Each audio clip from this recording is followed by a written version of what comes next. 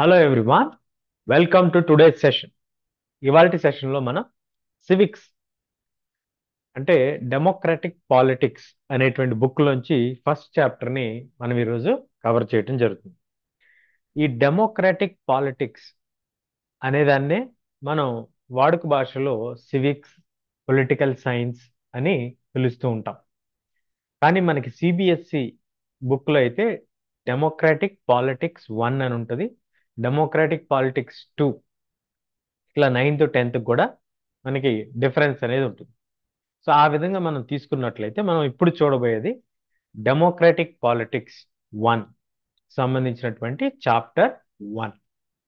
ఇందులో భాగంగా మనకి వాట్ ఈస్ డెమోక్రసీ, సార్ మేము 5th క్లాస్ నుంచి చదువుకుంటున్నామండి, వాట్ ఈస్ డెమోక్రసీ అనేది మాకు బాగా ఐడియా ఉంది. Democracy is a form of government. Yes, definitely that definition is also correct. Here, what we are going to do is to explore what are the limitations of that particular definition and why that definition has certain limitations. We will learn through case studies. అంటే ఈ definition కి ఉన్నటువంటి పరిమితులు ఏమిటి, ఎందుకు ఈ definition కి పరిమితులు ఉన్నాయి అనేటువంటి అంశాన్ని మనం కొన్ని ఉదాహరణల ద్వారా చూసేటువంటి ఒక ప్రయత్నం ఈ సెషన్లో చేయటం జరుగుతుంది. అంటే ఈ చాప్టర్ ముఖ్య ఉద్దేశం ఏంటంటే మీ అందరికీ కూడా డెఫినేషన్ ఆఫ్ డెమోక్రసీలో ఏ ఏ ఆస్పెక్ట్స్ మనం కవర్ చేయాలి డీటెయిల్డ్గా అనేటువంటి దాన్ని డిస్కస్ చేయటమే దీని యొక్క ప్రధానమైనటువంటి లక్ష్యంగా మనం చెప్పుకోవచ్చు. అంటే మనకున్నటువంటి లెర్నింగ్ ఆబ్జెక్టివ్ ఏంటంటే to define clearly in a broader sense the definition of democracy. So without any further delay, let's share my screen and get into the chapter.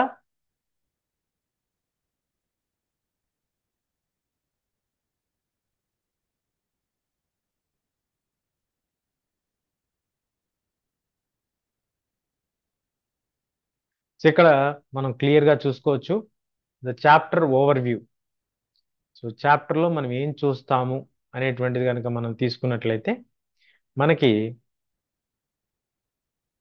Why democracy, what democracy లేదా what is democracy, why democracy అనేటువంటి టైటిల్తో ఈ యొక్క session అయితే ఉంటుంది.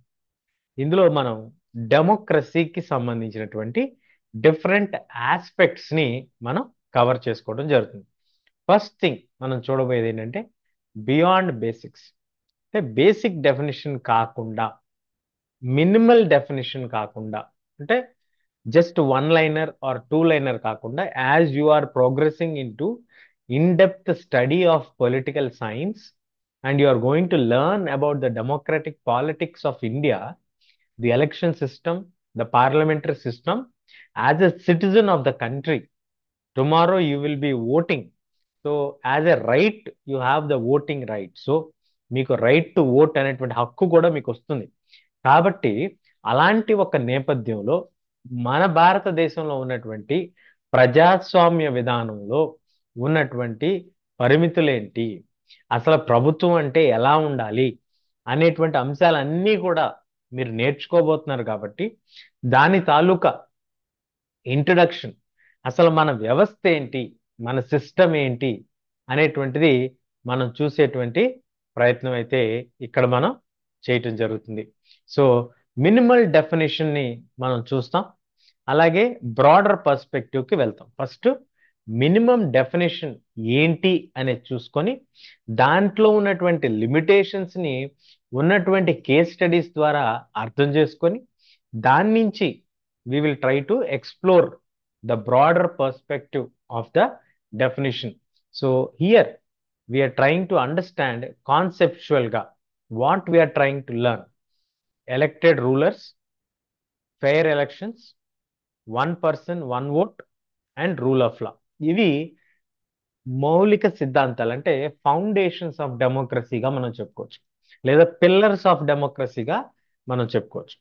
అంటే ఖచ్చితంగా ప్రతినిధులు, ప్రజల చేత ఎన్నుకోబడేటువంటి ప్రతినిధులు ఉండాలి, ఎన్నిక అయినటువంటి ప్రజాప్రతినిధి ఉండాలి.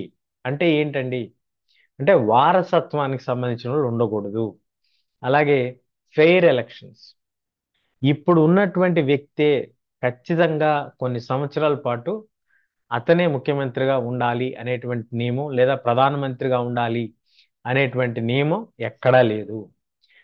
ఎలక్షన్స్ జరిగి అందులో నెగ్గితేనే మనం దాన్ని కన్సిడర్ చేయాలి.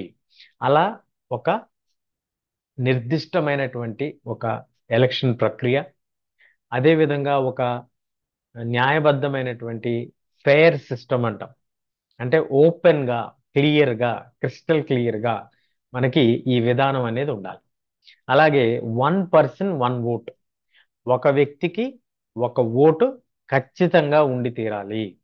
అంటే ప్రతి వ్యక్తి, అతను చదువుకున్నా చదువుకోకపోయినా, ఆస్తి ఉన్నా ఆస్తి లేకపోయినా, ఆ, వేరే కులానికి సంబంధించిన వారైనా లేదా తక్కువ కులానికి సంబంధించిన వారైనా, ఏదైనప్పటికీ కూడా they should have right to vote irrespective of their social basis. అంటే సమాజంలో అతనికి ఉండేటువంటి ఆర్థిక పలుకుబడి కానీ, అతనికి ఉండేటువంటి ఈ మిగతా ఇతరత్ర విషయాలు కానీ, ఇవేవి కూడా పరిగణలోకి తీసుకోకుండా మనం ఒక వ్యక్తిని వ్యక్తిగా చూసి, అతనికి మన భారతదేశ పౌరుడు కాబట్టి అతనికి ఓటు వేసేటువంటి హక్కుని కల్పించడం జరుగుతుంది. అదేవిధంగా ఈ సింపుల్ డెఫినేషన్ మనం చూస్తాం ఫస్ట్, తర్వాత మీనింగ్, ఆ డెఫినేషన్లో ఉన్నటువంటి మీనింగ్ని మనం చేసుకోవటం జరుగుతుంది. దాన్ని అర్థం చేసుకుని దాన్ని ఎలాబరేట్ పాయింట్ ఆఫ్ వ్యూలో చూస్తాం. తర్వాత గ్లోబల్ రిలవెన్స్. ఈ గ్లోబల్ రిలవెన్స్ అంటే ఏంటి? ఈ గ్లోబల్ రిలవెన్స్ అంటే కామన్ ఫార్మ్ ఆఫ్ గవర్నమెంట్. జనరల్గా మనం గమనించినట్లయితే ఇప్పుడున్నటువంటి దాదాపు 206 దేశాలు, సబ్జెక్ట్ టు కరెక్షన్, ఎక్కడైనా ఒక దేశం అటు ఇటు ఉండొచ్చు, ఈ 206 దేశాల్లో 190 దేశాలకు పైగా మనకి ప్రజాస్వామ్యమైనటువంటి విధానాలనే పాటిస్తున్నారు. కొంచెం అటు ఇటుగా, కొంత ప్రెసిడెన్షియల్, కొంత సెమీ ప్రెసిడెన్షియల్, కొంత పార్లమెంటరీ సిస్టమ్, ఇట్లాంటివి ఉన్నప్పటికీ కూడా ప్రజాస్వామ్యం అంటే ప్రజల చేత నిర్ణయించబడేటువంటి అధికారులు లేదా ఎన్నిక కావబడినటువంటి నేతలు అనేటువంటి కాన్సెప్ట్లోనే రన్ అవుతుంది చాలా వరకు. ఎక్కడో కొన్ని దేశాల్లో రాజరకం ఇంకా ఉంది, కానీ అందువలన ఆ కంట్రీస్ ఎలా అడాప్ట్ అవుతున్నాయి, ఉన్నా ఎలా మౌల్డ్ చేసుకుంటున్నాయి, ఎందుకు డెమోక్రసీని అన్ని దేశాలు కూడా యాక్సెప్ట్ చేస్తున్నాయి అంటే ఇక్కడ అకౌంటబిలిటీ అనేది ప్రధానమైనటువంటి పాత్ర. ప్రతి నాయకుడు కూడా ప్రజలకి సమాధానం చెప్పాలి. ఎప్పుడు చెప్తారండి? ఎలక్షన్స్ అప్పుడు ఖచ్చితంగా ప్రజల దగ్గరికి వెళ్తారు. అలాగే ట్రాన్స్పరెంట్ ఓటింగ్ ప్రక్రియ ద్వారా ఎన్నుకోబడతారు. అలాగే పీపుల్స్ పార్టిసిపేషన్, ప్రజల యొక్క పార్టిసిపేషన్తోనే మనకి ఈ సిస్టమ్ అనేది నడుస్తుంది. ప్రజలు ఎన్నుకోకపోతే అతను నాయకుడు కాదు అనేటువంటిది మనం చూసి, తర్వాత బేసిక్ ఫీచర్స్ని డిస్కస్ చేసుకొని దాంట్లో ఉన్నటువంటి డిఫరెన్సెస్ లేదా దాంట్లో నెగ్లెక్ట్ అయినటువంటి ఆస్పెక్ట్ లేదా మనం డిఫైన్ చేయనటువంటి ఆస్పెక్ట్ని ఇంకా కొంత డీటెయిల్డ్గా స్టడీ చేసుకొని finally we will conclude the chapter by giving the broader picture and a broader definition, broader perspective of democracy. So, this is a quick mind map of the chapter. What is democracy? Why democracy? Now, let us see first simple definition. ఈ simple definition ఏంటంటే ఇక్కడ మీరు చూసుకోవచ్చు. Democracy is a form of government in which the rulers are elected by the people. This is a simple definition. ఏమని చెప్తున్నారు? Democracy అనేది ఒక ప్రభుత్వ విధానం. ఆ విధానంలో ప్రజల ప్రభుత్వ అధినేతల్ని ఎన్నుకుంటారు అనేటువంటి దాన్ని మనం చూస్తున్నాం. మరి ఎలక్టెడ్ లీడర్స్ అన్నాం, ఎలక్టెడ్ లీడర్సే డిసిషన్ తీసుకోవాలి, ఎలక్టెడ్ లీడర్సే డిసిషన్ తీసుకోవాలి. రెండవ ఆస్పెక్ట్ అకౌంటబిలిటీ ఉండాలి. అలాగే లీడర్స్ రీఎలక్షన్ అనేది మనకి గవర్నెన్స్ని బట్టి, వాళ్ళు చేసినటువంటి పాలసీస్ని బట్టి ఉండాలి తప్ప బలవంతంగా లేదా ఏదైనా ఒక రకమైనటువంటి ప్రలోభాలకి గురి చేసో భయపెట్టో ఉండకూడదు అనేటువంటిది మనం ఇక్కడ చూడాల్సినటువంటి అంశం. ఎందుకు ఇలాగ మనం చెప్పుకుంటున్నామండి అని అంటే, మన పొరుగున ఉన్నటువంటి బర్మా దేశం, అంటే ఇప్పుడు మయన్మార్ అంటున్నాం. ఆ మయన్మార్ దేశంలో మనకి ప్రజాస్వామ్యం అంతగా లేదు. అలాగే చైల్ లేదా చిలీ అనేటువంటి దేశంలో పినోషి అనేటువంటి ప్రజల చేత ఎన్నుకోబడినటువంటి నాయకుడిని అప్పుడు అప్పుడున్నటువంటి మిలిటరీ ప్రభుత్వం అతన్ని దించేసి మిలిటరీ సిస్టమ్ వచ్చింది అక్కడ. అంటే మిలిటరీ అధినేత నాయకుడిగా ఎదిగాడు. అలాగే మనకి సౌదీ అరేబియాలో మనం తీసుకుంటే ఇప్పటికీ అక్కడ రాజరికపు వ్యవస్థ ఉంది. మరి వీటన్నిటిని ఎలక్షన్స్ జరిగితే దాన్ని ప్రజాప్రభుత్వం అందామా? దాన్ని ఈ డెమోక్రాటిక్ సిస్టంలోకి తీసుకురాగలమా? కేవలం ఎలక్షన్స్ జరిగినంత మాత్రాన లేదా ప్రజల చేత ఎన్నుకోబడినటువంటి కొంతమంది నాయకులు ఉన్నంత మాత్రాన అది డెమోక్రాటిక్ సిస్టమ్ అవుతుందా అనేటువంటి దానికి సమాధానం మనం ఇప్పుడు చూసే ప్రయత్నం చేద్దాం. If there is a system where elections are held regularly and only one person is getting elected or the same person is getting elected, that will not be considered as a democratic setup until and unless it fulfills certain conditions, certain criterias. So what are those criterias or the conditions that need to be met in order to be called as a democratic government? Let us unfold it. So why to define democracy? What is the need of defining democracy? See, the word democracy comes from the word demos and kratia. First thing, we use many words like pen. Without defining them, you don't understand what is it. It is watch అని మనం చెప్పాం. ఇది watch ఎందుకు? Watch అంటే ఏంటి? Watch అంటే గడియారం, మనకి సమయాన్ని చూపిస్తుంది. అట్లా మనకి అది ఏమిటో తెలియకపోతే దానివల్ల ఉపయోగం ఏంటి అనేది కూడా మనకి తెలియదు. So definition is needed only when there is a confusion or a need to distinguish. ఉదాహరణకి మీలో చాలా మందికి రెయిన్కి అలాగే తుప్పర తుప్పర పడుతుంది అంటాం, అంటే డ్రిజిల్ అవుతుంది అంటారు. అంటే పెద్దగా వర్షం పడదు, సన్నగా చినుకులు పడుతూ ఉంటాయి. అలా సన్నగా చినుకులు పట్టడానికి పెద్దగా చినుకులు పట్టడానికి ఉన్నటువంటి వ్యత్యాసాన్ని మనం ఇంగ్లీష్లో అయితే పెద్ద చినుకులు పడేటువంటి దాన్ని వర్షం లేదా రెయిన్ అంటాం, చిన్న చినుకులు పడేటువంటి దాన్ని డ్రిజిల్ అంటాం. అన్నిటికీ ఒకే పేరు పెట్టి పిలిస్తే మనకి కన్ఫ్యూజన్ వస్తుంది, అది వర్షమా లేకపోతే అది డ్రిజిలా అనేటువంటిది మనకు అర్థం కాదు. అలాంటి ఒక కన్ఫ్యూజన్ మనకు ఉంది కాబట్టి ఈ రోజున్నటువంటి ప్రభుత్వాలు పేరుకి ప్రజాస్వామ్య ప్రభుత్వాలని చెప్పుకుంటున్నప్పటికీ, అక్కడ ఎలక్షన్స్ జరుగుతున్నప్పటికీ, ప్రజల చేత ఎన్నుకోబడినటువంటి నాయకులే ఉన్నప్పటికీ నిజంగా వాళ్ళకి డిసైడ్ చేసేటువంటి అధికారాలు ఉన్నాయా లేవా? ఏం సిస్టమ్ని ఫాలో అవుతున్నారు? ఇలాంటి ఒక కన్ఫ్యూజన్ ఉంది కాబట్టే it is very very important for you as citizens to know what is the definition of a democracy in the clear cut perspective. ఖచ్చితమైనటువంటి పర్స్పెక్టివ్తో మనకి తెలిసి ఉండాలి. ఎందుకు తెలిసి ఉండాలి? ఒక పౌరుడిగా ఇది మీ యొక్క బాధ్యత. రేపు ప్రభుత్వం తీసుకోబోయేటువంటి ఏ నిర్ణయాన్ని అయినా మీ పైన అమలు జరుపుతున్నటువంటి సందర్భంలో మీకు తెలిసి ఉండాలి, ఇది నా పైన ఎలాంటి ప్రభావాన్ని చూపిస్తుంది అనేటువంటి అంశం మీకు తెలుసున్నప్పుడు మీరు ఖచ్చితంగా దానికి తగినట్టుగా చేసుకోగలుగుతారు. అందుకే ఈ కన్ఫ్యూజన్ ఉన్నటువంటి సందర్భంలో మనకి దాని యొక్క క్లియర్ డెఫినేషన్ కావాలి, డిస్టింగ్విష్ చేయగలగాలి. ఏది డెమోక్రటిక్ సెటప్, ఏది నాన్ డెమోక్రటిక్ సెటప్ అని, అలాగే what are the different types of governments. On the types of గవర్నమెంట్స్లో డెమోక్రసీలో కూడా అనేక రకాలైనటువంటి ప్రభుత్వాలు ఉన్నాయి. ఉదాహరణకి మన భారతదేశంలో ప్రధానమంత్రి గారికి అత్యున్నతమైనటువంటి అధికారం ఉంటే, మనకి అమెరికా దేశంలో అధ్యక్షుడికి అత్యున్నతమైనటువంటి అధికారాలు ఉంటాయి. మరి రెండు ప్రజాస్వామ్య ప్రభుత్వాలే. ఎందుకు ఇలాంటి ఒక వ్యత్యాసం ఉంది, ఏమిటి, ఇట్లాంటివన్నీ కూడా మనం ఈ డెఫినేషన్లో కవర్ చేసేటువంటి ప్రయత్నం చేయాలి. అలా చేసినప్పుడే మీకు ఇది డెమోక్రాటిక్ సిస్టమా కాదా అనేటువంటి విషయం మనకి అర్థమవుతుంది. మరి ఏమిటి అసలు, ఏంటి ప్రాబ్లమ్స్, ఏంటి కన్ఫ్యూజన్ ఏంటి అని కనుక మనం తీసుకుంటే, ఫస్ట్ కండిషన్ మనం ఏం చెప్పుకున్నాం? It should be elected by the people.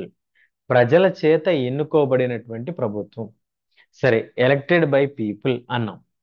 ప్రజల చేత ఎన్నుకోబడినటువంటి ప్రభుత్వం అని చెప్పినప్పుడు, ప్రజల చేత ఎన్నుకోబడినటువంటి ప్రభుత్వాలన్నీ డెమోక్రటిక్ గవర్నమెంట్స్ అని చెప్పగలమా, లేదా నాన్ డెమోక్రటిక్ గవర్నమెంట్స్ అని చెప్పగలమా?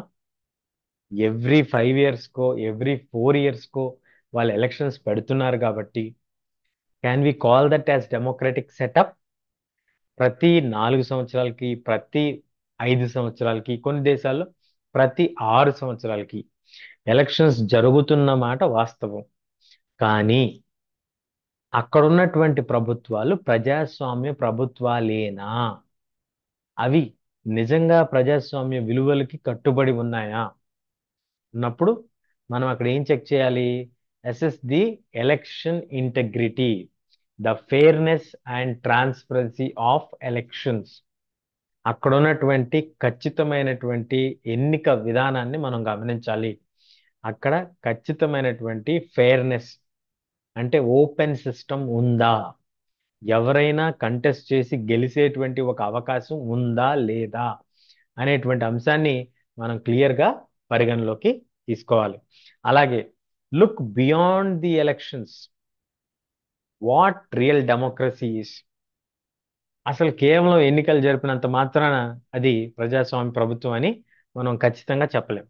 మరి అప్పుడు ఏం చూస్తాం అంటే, next we're going to analyse the governance features. ఏ రకమైనటువంటి విధానం అనేది ఉంది, ఎలాంటి సిస్టమ్ రన్ చేస్తున్నారు, ఎవరు నిర్ణయాధికారాల్ని కలిగి ఉన్నారు, ఎవరు నిర్ణయాన్ని తీసుకుంటున్నారు, తీసుకునేటువంటి క్రమంలో వ్యక్తి నిర్ణయం తీసుకుంటున్నారా, లేకపోతే ప్రజాస్వామ్యంగా చెప్పబడినటువంటి ప్రిన్సిపల్స్ ద్వారా ఈ విధానాన్ని తీసుకుంటున్నారా, ఏమిటి అనేటువంటిది మనం చూడటం జరుగుతుంది. దాన్ని కేర్ఫుల్ స్టడీ ద్వారా డిస్టింగ్విష్ చేయగలగాలి. అలా డిస్టింగ్విష్ చేయగలిగితేనే you will be able to know what is a true democracy and what is a pseudo democratic practice. Pseudo democratic practice అంటే పేరుకి ఒక విధానం నడుస్తూ ఉంటుంది, ఆ విధానం ప్రజాస్వామ్య విధానం లాగా చూపించేటువంటి ఒక ప్రయత్నం చేస్తారు. కానీ వాస్తవానికి అక్కడెక్కడా కూడా ప్రజాస్వామ్య విధానాలు కానీ, ప్రజాస్వామ్య ప్రాక్టీసెస్ని కానీ, వాళ్ళు కన్వెన్షన్స్ని కానీ ఫాలో అయ్యేటువంటి అలవాటే ఉండదు వాళ్ళకి. కానీ చూపించటానికి, చెప్పటానికి, ప్రజలందరికీ కూడా తెలిసేది ఏంటంటే, ఎలక్షన్స్ జరిగినాయి, ఈయన గెలిచాడు కాబట్టి ఇలాంటి ఒక నిర్ణయం తీసుకున్నారు అనేటువంటి ఒక మానియా లాగా క్రియేట్ చేసి అన్నిటిని మేనేజ్ చేస్తూ వచ్చేటువంటి దాన్ని సూడో డెమోక్రాటిక్ సిస్టమ్ అంటాం. అలాంటిది కాకుండా జెన్యూన్ డెమోక్రాటిక్ సిస్టమ్ మనం చూస్తున్నామా లేదా అనేటువంటి దాన్ని మనం స్టడీ చేయటం జరుగుతుంది. సో ఇది మనకున్నటువంటి ఇంట్రడక్షన్ ఆఫ్ ద చాప్టర్. ఈ చాప్టర్లో మనం ముఖ్యంగా కవర్ చేసుకోబోయేది ఏమిటి అనేది మీ అందరికీ ఒక అవగాహన వచ్చిందని నేను భావిస్తున్నాను. ఖచ్చితంగా మనకి ఈ సెషన్ చాలా ఇంట్రెస్టింగ్గా ఉంటుంది. చాలా దేశాల యొక్క కేస్ స్టడీస్ని మనం డిస్కస్ చేయటం జరుగుతుంది. మన పొరుగున ఉన్నటువంటి పాకిస్తాన్, అలాగే చైనా, అలాగే మనకి ఉన్నటువంటి జింబాబ్వే, మెక్సికో, ఇట్లా అనేక దేశాలని చూస్తూ ఉదాహరణలు తీసుకొని దాని ద్వారా మనకున్నటువంటి లిమిటేషన్స్ ఏమిటి, అందులోంచి మనం ఎలా అని వై వీఆర్ ఫైండింగ్ ఫాల్ట్, ఇవన్నీ కూడా మనం డిస్కస్ చేసుకోవడం జరుగుతుంది. Thank you. Thank you very much. We'll see you soon in the next session. Until then, keep learning, keep smiling. This is Seshu Chira signing off. Thank you. Bye bye.